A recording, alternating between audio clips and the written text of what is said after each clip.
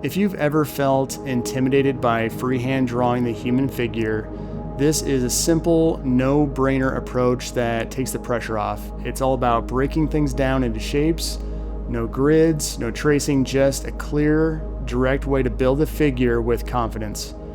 Like usual, I am painting this with oil paints, and I'm using the shape-based drawing method to paint this full female figure. Now, what I plan to do is just walk you through how I approach this from start to finish. And to begin with, I am using this Canson watercolor paper.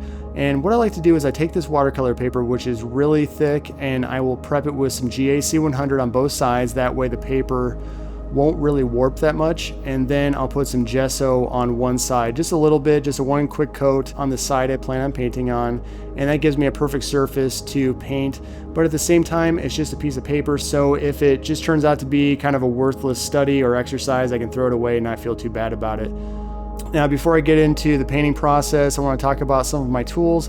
I'm using my Trekell brushes like usual. I love the Trekells. These are the Spectrum Brights. And I'm using sizes 2 through 10, I think, for this whole painting. I start with the 2 because it's very small and it helps me with the drawing portion of this. And for my paints, I do have quite a few on my palette, but I'm only really using the ivory black, the cadmium red, the yellow ochre, the cadmium yellow, and the cadmium yellow light, and the titanium white. I do have some ultramarine blue and some phthalo blue on there, but I don't use it too much. It's just there just in case I need it. The alizarin claret is another color I don't think I used through this whole painting, but again, it's on there in case I need to shift some colors, but I don't think I ended up using it whatsoever for this painting. For the initial block in, I start by loosely sketching with a really small brush. I'm using my number 2 Trekell.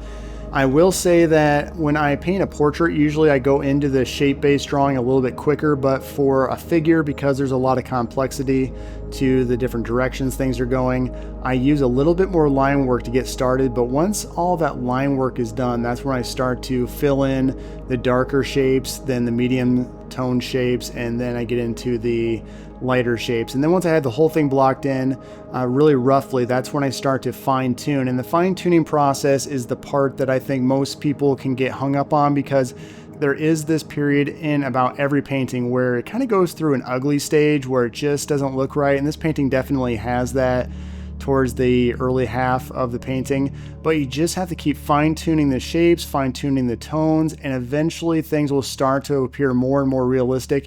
And it's really just up to you how much realism you're going for. I like to keep things fairly loose, but there are areas like in this painting where I do decide to put a little bit more detail. I decided to show more detail on the back of the figure towards the end, but not a lot, because this is just an exercise. The one thing I have to stress is that this is not going to happen in just a few paintings. Your eyes do need some practice on seeing shapes. There are so many ways for your eyes to get fooled when you're looking at the human body.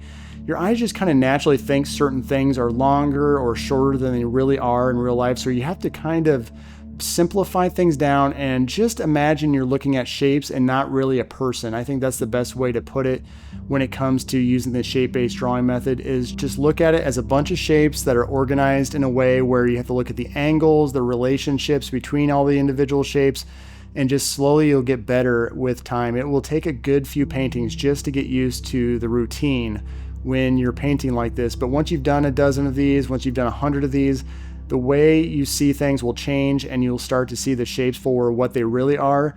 I did treat this as an exercise, and if you do want to see this full 2-hour exercise, you can go over to my Patreon account to see the full painting process with voiceover, with me discussing it as I go.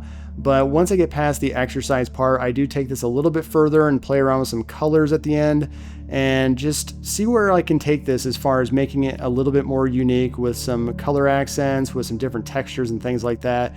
But overall, pretty happy with how this one turned out for only being 2 hours. And I plan on doing more full figure paintings like this for my YouTube channel and for my Patreon account, just because I plan on doing some larger scale paintings with the full figure as well. So I'm really excited with where my artwork's going. It's sort of going from this zoomed in on the face to more of a zoomed out look at the full figure. And it's kind of cool to see where things are kind of evolving for me. And I look forward to sharing some of that with you in the future. But for now, I think for what's left of this video, I'm just going to go ahead, put some music on in the background so you can watch the rest of this painting session play out. Thanks for checking this out. I will talk to you again next week. Bye.